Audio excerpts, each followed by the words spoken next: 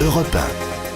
Le grand direct des médias, Jean-Marc Morandini. Et le fait média du jour, c'est donc la vraie rentrée de la case 6 stratégique de l'Access Prime Time. Hier soir, France 5 et D8. Entrée dans la danse avec les retours à l'antenne de C'est à vous et de Touche pas à mon poste. Jérôme Ivaninchenko, bonjour. Bonjour. Vous êtes notre expert média. Alors pour commencer, donc, on va jeter un coup d'œil sur le retour de Touche pas à mon poste sur D8. Un retour très attendu sur la TNT. Et oui, ambiance hystérique sur D8 hier soir avec le retour de Cyril Hanouna et de toute sa bande pour une nouvelle saison de Touche pas à mon poste. Un retour en fanfare, à grand renfort de pom-pom girl, de confetti avec l'arrivée de Julien Courbet qui s'est fait chambrer dès sa première dans l'émission au sujet de sa coupe de cheveux, qui, avouons-le, avait quand même des faux airs de Paris perdu.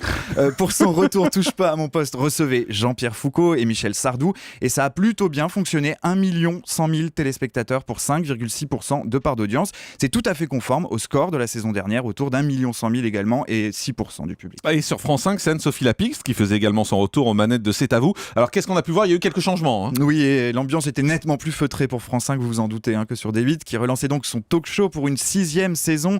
Pas de changement radical pour C'est à vous, mais quelques ajustements. Anne-Sophie Lapix accueillait 2 petits nouveaux dans l'équipe. Honneur aux dames, Anne-Elisabeth Lemoine, tout d'abord transfuge estivale en provenance de la nouvelle édition de Canal+.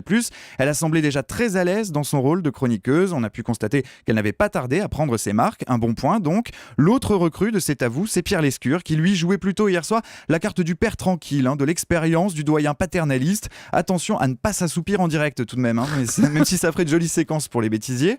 En termes d'audience, c'est plutôt un bon démarrage. 730 000 téléspectateurs pour 4,2% de part d'audience. C'est tout à fait conforme, là encore, aux audiences de la saison dernière et c'est donc très encourageant pour Anne-Sophie Lapix. Et avec l'arrivée de ces nouveaux programmes en direct, certains souffrent déjà. Est-ce qu'on voit déjà les grandes lignes de ce que sera la guerre de l'Access cette année ? Évidemment, un bilan après une seule soirée, ce serait légèrement prématuré, vous serez d'accord avec moi. Bien sûr. En revanche, on peut effectivement voir des tendances se dessiner, voir ceux qui prennent un bon départ et ceux qui vont devoir sortir les rames pour s'imposer face à la concurrence. Du côté de ceux qui risquent de souffrir, justement, on retrouve Canal+. Après une première semaine pas loin d'être catastrophique pour le grand journal, avec une moyenne d'1 petit million de téléspectateurs pour seulement 6,3% du public, l'Access d'Antoine Decaune n'a pas fait d'étincelle hier soir. 1 million pile poil, 6% de part d'audience. C'est donc des très mauvais scores pour Canal+. Mais ça veut dire qu'ils sont au coude à coude avec D8 et avec Cyril Hanouna qui a fait quasiment autant à la même heure. Exactement. Alors dans ce match, 3 chaînes s'en sortent quand même plutôt bien pour l'instant et semblent pour l'heure hors de danger.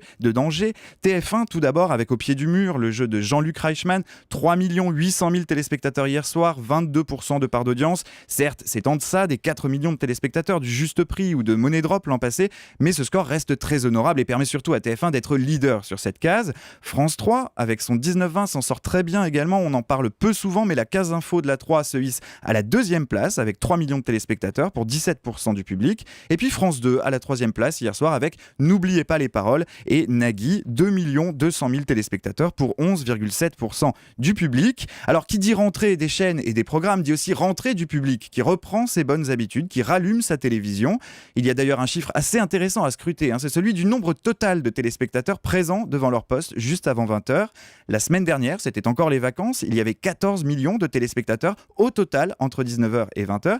Hier soir, ils étaient plus nombreux, ils étaient 17 millions et ils ont donc eu l'embarras du choix. Ce chiffre, ce nombre global de téléspectateurs va continuer à grimper au fil des semaines et donc autant de parts d'audience à conquérir pour les chaînes. Voilà, donc tout le monde croise les doigts à l'heure qu'il est, puisqu'on le rappelle, c'était que le premier soir, donc rien n'est joué. Encore un petit mot également sur la télé-réalité, on en parle assez peu dans cette émission, mais les ch'tis qui étaient diffusés sur W9 selon les épisodes ont fait à peu près 450 000 téléspectateurs et du côté d'Énergie 12, c'était l'île des vérités hier soir. Alors il y a plusieurs épisodes, mais en gros ça va de 250 000 à 310 000 téléspectateurs et le MAG qui est diffusé juste avant est lui très bas puisqu'il fait seulement 164 000 téléspectateurs. Voilà, vous savez tout sur ces audiences, on aura l'occasion bien évidemment d'y revenir dans cette émission.